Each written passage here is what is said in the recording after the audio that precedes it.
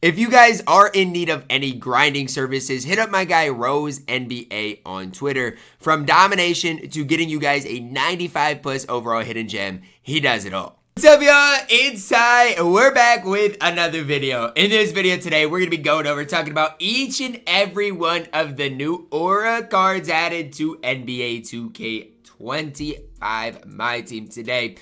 Kind of came out late today. I was expecting these cards to come out just a little bit earlier. They were pretty delayed, but we'll go over each and every one of these cards. Now, if you want a more specific breakdown about these 5, that is in last night's video. I'll briefly talk about them, but we're also going to be going over some of their animations, dribble sigs, all of those types of things in shoot-around. Now, let's start off with the golds.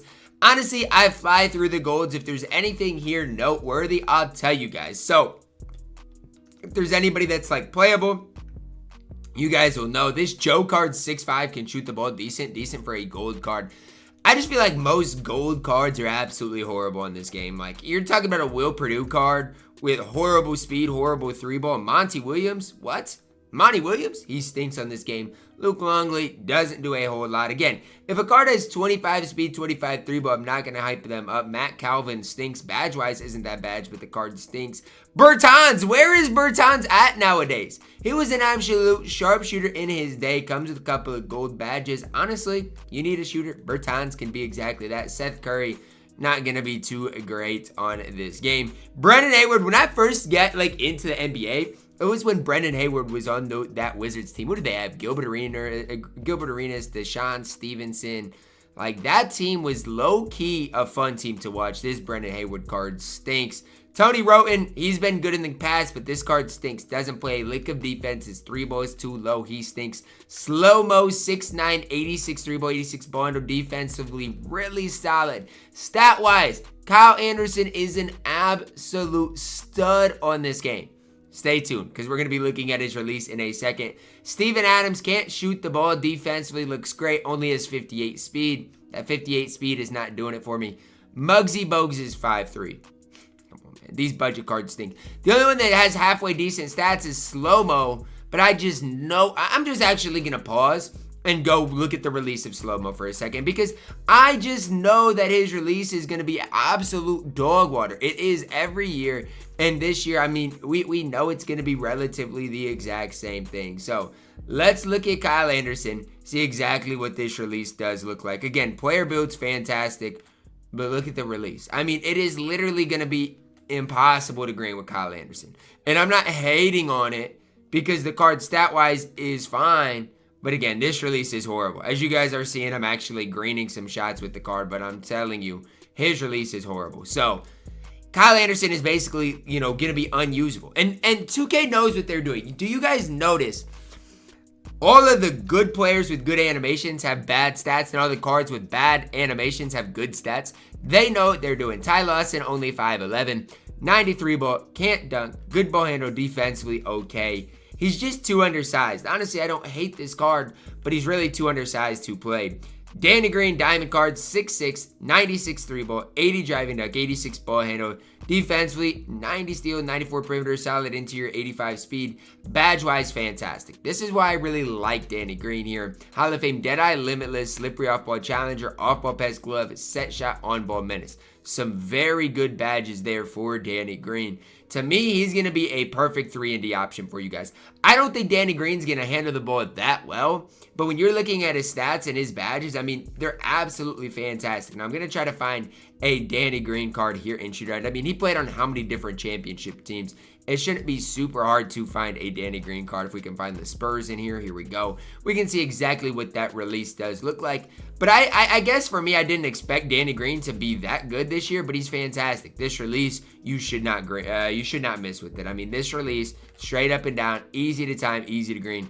I really like what Danny Green is going to provide for us on the court. I do. Going to be a perfect sharpshooter that is going to play a lot of defense. If you don't like Danny Green, I don't know what to tell you, because again, defensively, he's going to be stout. Offensively, he's going to knock down shots. I mean, look, as far as handling the ball, probably doesn't give you a whole ton else, but perfect 3-and-D type guy in this game. He is a guy that I do like from this set. Roy Hibbert up next, 7'2", 73 ball. He can shoot a little bit, decent block, decent interior. He's got 47 speed though. And I was worried, I'm not going to lie, I was worried about Roy Hibbert's speed. I was. That's the one area about Roy Hibbert that I was like, you know what? I think they're gonna hoe him, and they did. You cannot play with that. Rui Hachimura up next, 6'8", 89 3-ball, good standing and driving, a good ball handle, defensively so solid, great speed, badge-wise perfect. Now, I want to talk about Rui Hachimura a little bit because he reminds me a lot of kind of Paolo Banchero. It's just a complete card because if you look at his badges, he literally gets every badge in the game. The badges this card doesn't come with, you can literally give him. You know, Dimer, Post, Fade, Phenom, you can give him those badges. And again, the other badges you can just upgrade. The problem that I see with Rui Hachimura is his release is not as good as it has been in the past. I feel like his release is pretty baited. However, the card looks nearly perfect. I think he's injured right now, so I won't even be able to shoot with him, which is pretty annoying right now. Maybe I have him in my team so I can go shoot around with him. But that's kind of the negative side to Rui Hachimura is the fact that, look, his release is just not as good as it has been in past years. And I don't hate Rui Hachimura. I actually, you know, again, in past years have really liked what the card gives. I'm just telling you that this year, it's just a little slow. It's just a little baited. It's just something that is going to leave something to be desired. However, with that being said, with these badges, he's going to play fantastic defense. He's going to attack the rim. And if he's open, you're still going to green shots with him. I really like this Rui Hachimura. He is going to be my new small forward. I'm probably going to replace Trace McGrady, move Paolo Banchero around. Like, I mean, Rui's going to make the squad. No ifs, ands, or buts about it. He is that good in my team. Can play and compete at the highest level. Dolph Schayes, 6'8". The card does not have good speed. He's not good at the power forward position. He's undersized. His release is baited. There's just not much good to say about Dolph Schayes. So guess what? I'm not going to sit here and hype the card up. If you want to run Dolph Schayes, do what you have to do. I don't even think I maybe there's a team when I go shoot around that I can use Dolph Schayes with, but I don't think there is. Just trust me when I say this card stinks. Just trust me. Larry Bird up next, 6'9", 97 3-ball, 80 driving dunk, 86 ball handle, defensively an absolute beast. And that's the one thing for Larry Bird that I think is going to be solid. You know, defensively, I think the card is going to be good. 88 speed, agility, solid block steal, perimeter interiors, all solid. 80s, you know, mid 80s rebounding across the board. I like Larry Bird, and more so because of the defense. Hall of Fame challenger, interceptor, and on-ball menace. Those badges are going to be solid. Now, the one thing about Larry Bird that I want to see is what is his release going to look like? Because I can honestly say that I have not shot with a Larry Bird card yet this year. I have not. I have no idea what this release does look like. It's slower than I wanted it to be. And I'm not saying it's unusable because I feel like, you know, if you get the hang of it, you should not miss with the card. I'm just saying my first initial instinct was it's slower than I thought it would be. And I'm not saying it's unusable. I'm not even saying it's horrible. But that's just the one thing for me with Larry Bird that I'm like, eek. I just thought it would be a little bit quicker. However, I do feel like, you know, if you get the hang of it, you should not miss with the card because it is straight up and down. It should be relatively easy to time, easy to green. As far as his leaner, it's pretty gross as well. I just don't see it with Larry Bird. And I'm not hating on him. I just don't see it with the card. I don't see how you get this card and think offensively he's going to be the level of, you know, a Dr. J. He's just not. And so that's the one thing for me is like, yes, Larry Bird defensively is going to be an absolute beast. There's no question about it. Offensively, though, he isn't going to give you that much. He's going to knock down shots at a pretty consistent level, but his dunking isn't going to be great. I just think he's going to leave something to be desired. So that's kind of my opinion on Larry Bird. If you want to run Larry Bird, do what you have to do. But that's where I'm at with the card. I think there are going to be way better options than Larry in my team. And even him compared to like a Paul George, LeBron James, he's not that good. Danny Granger up next, 6'9", 94 3-ball, 85 driving dunk, 88 ball handle, defensively really solid, 90 speed, 7 Hall of Famers, including a lot of those offensive badges. So like defensively for Danny Granger, he's not going to be the worst because he's still 6'9", you know, and stat-wise okay.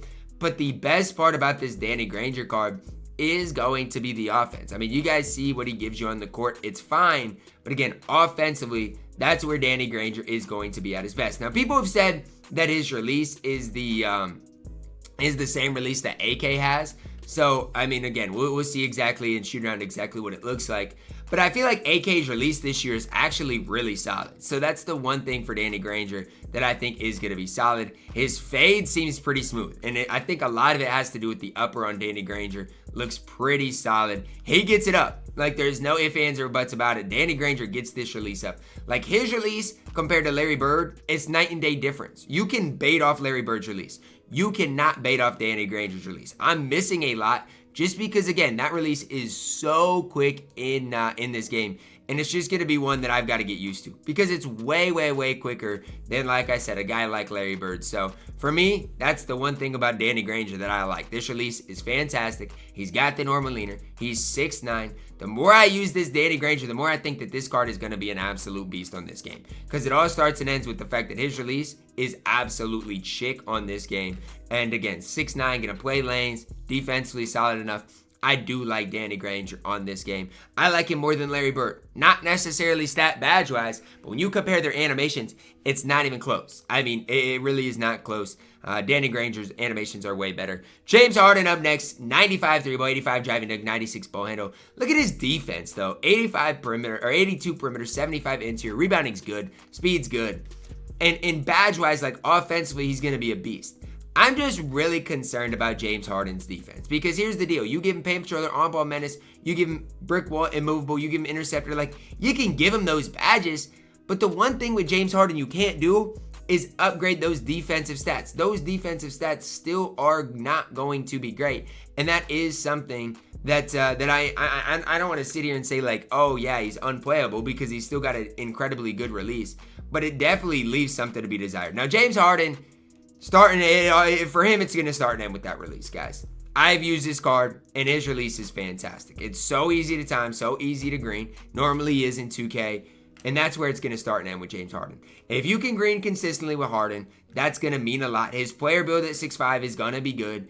And so I do have some hope for James Harden, but it all has everything to do with, his animations, his release. His fade going left is smooth. His fade going right is basically unusable, though. And so you got to know what you're getting out of James Harden. To me, it all starts and ends with his release. His release is really solid. I still don't think he's as good as D-Book. Still don't think he's as good as SGA. But offensively, he's going to be one of the best point guards in the game. So don't go broke for James Harden. Although offensively, I do think this card is going to be the real deal. Next up, guys, are we on our last card? Are we at Anthony Edwards now, or do we got one more? I think we're at Anthony Edwards, who obviously I'm not super high on, and I'm a Timberwolves fan. So you think, well, Ty, you'd be high on Anthony Edwards. One side note, do not lock in this set. If you lock in this set, you are horrible. That's all I can say. Ant is not good. I know he has the 98 driving dunk. I know he's got a good 3-ball, but he's 6'4". Defensively, he's okay, not great. Badge-wise, it's whatever. But this Anthony Edwards card is not great. And I'm not trying to hate on Anthony Edwards. I'm not. But he can't play point guard. If Ant could play point guard, maybe, just maybe, I'd hype the card up a little bit more.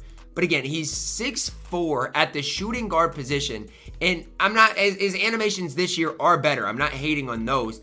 But it's still not great. Like, nobody on this game can move that well. And neither can Ant. Yes, release is okay. I'm not going to sit here and gas it, but it's okay. Fade, okay. Again, it's not necessarily game-breaking good, though. And so when I'm looking at Anthony Edwards, you're looking at probably going to be he's going to be so expensive, and he's not worth it. Like, that's genuinely the truth behind Anthony Edwards. I like the Timberwolves. I like Anthony Edwards. But at the end of the day, he is not going to be worth the amount of coins he's going for. Now, if you're a big Anthony Edwards fan, do what you got to do. Do what you want to do. Like, I'm not going to tell you guys, like, to do anything, whatever. But at the end of the day, he is not going to be worth the coins he goes for. So as long as you know that, whatever. You guys can make a decision on what you think's worth it or not. But trust me when I tell you guys, Ant is not worth the amount of coins he's going to go for. Because he's a Galaxy Opal, people are going to overspend for the card, and he's just not worth it. So ultimately, when I'm looking at this set today, guys, I don't hate it all. Like, the budget cards stink. Danny Green's pretty good. Rui Hachimura is fantastic. Danny Granger is solid. Those are the 3 cards today that I'm higher on than probably the average person in the community. Kyle Anderson would be good, but that release is unusable. Drop a like on the video, guys. Subscribe if you're new, and as always, man, I love you guys. Have a blessed day.